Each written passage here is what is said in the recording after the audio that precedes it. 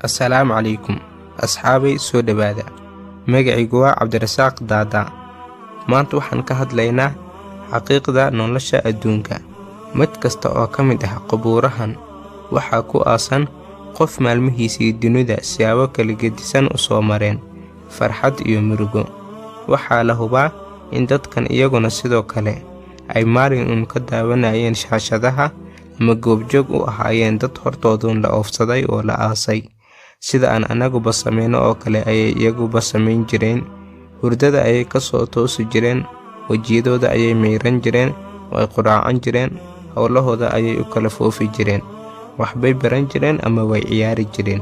Qof kasta wuxuu lahaa dad qaraabo ama saaxiibo oo uu jeclaa iyo kuwa uu habdhaqankoodii aad ula dhacsanaa, sidoo kalena ku dayan jiray dabeecadahooda. Waxay dhammaan dadkaasi lahaayeen guryo, beero, xarumo shaqo iyo hanti kale sida gawaadhi iyo hub ay cadowga kula diriraan.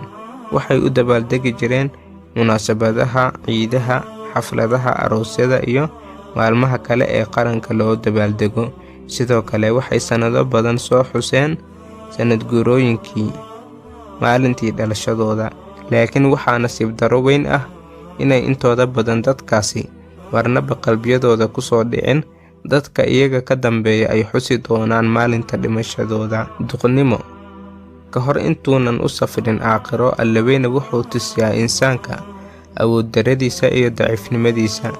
Haddii uu dhalinyarnimadiisii ku geeriyoon, wuxuu ku dhex silcaa daciifnimo ugu soo dhuumata gaboobnimadiisa.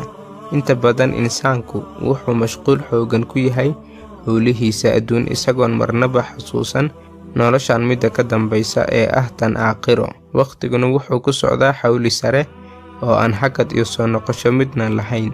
Maalmuhu, biluhu iyo sanaduhu waxay ku dhaafayaan wax ka yar ilbiriqsi. Dadkuna sidaas xawliga badan ee waqtigu ku socda oo kale ayay degdeg u gaboobayaan oo cimrigoogii u dhaqsanaya. Intooda badan bini'aadamku waxay dafirayaan xaqiiqooyinka nolosha adduunyada ee jira. Waxay u haystaan inay weligood ka tagi doonin noloshan adduunyada. Laakiin waqtiga kooban ee dhalinyarnimada, dadku waa kuwa og in meel ku eg tahay, ee marxaladda xigtana tahay in la wajahayo duqnimo ay weheliso karti yari iyo daciifnimo. Nasiib daro, waxay u dhaqmaan sidii taasi iyagu qusayn oo ay kuwa kale u gaar tahay.